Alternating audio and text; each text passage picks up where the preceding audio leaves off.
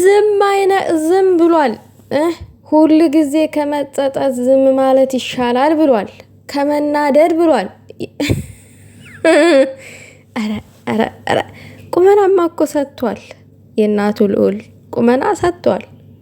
አሪፍ ነህ ግን ቡቧቴ ስትናደድ አትሳደብ። ለአንተ አይመጥንህም ስድብ እና የሆነች ስድብ ቆይ ላምጣላችሁ። ከአንተ አይጠበቅም። ላው ለተሳዳቢዎች ነው ይሄ ፎቶ ማለት ነው። ሲሉ ነው የሚውሉት። ዛሬ ይህን ፎቶ አይተዋል።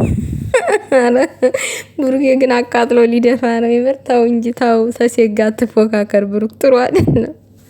ጃማታችሁ ያፈግፍግ በሸናቲም በወረደቲም በዚህ እድሜ ጨጓራ በሽተኛ ይሄ ሁሉ የብሩኬን ፎቶ እንደዚህ ማፈጥ ነው እዚች ጋር ማለት ነው። እንደዚህ እያፈጠንኩ ማሳያችሁ ያው አይን እንዳይበዛበት ነው። ብሩኬ እንግዲህ እኔ ለራሴ ቆንጆ ነኝ፣ ኩል ነኝ፣ ሁል ጊዜ ከምትጸጸቱ ዝም ብትሉ ይሻላል በማለት በኢንስታግራም ላይ ፖስት አድርጓል ማለት ነው። ዝም አይነቅዝም።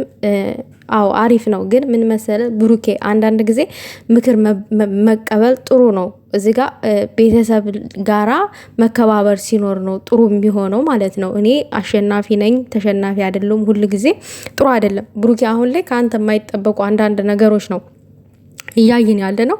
ፉክክር ጥሩ አይደለም። እንግዲህ የብሩኬ አፍቃሪ ቻሉት። ይሄን ፎቶ አይታችሁ ስትቃጠሉ ነው የምትሉት። ምንም ማድረግ አይቻልም። መልካም መቃጠል ይሁንላችሁ።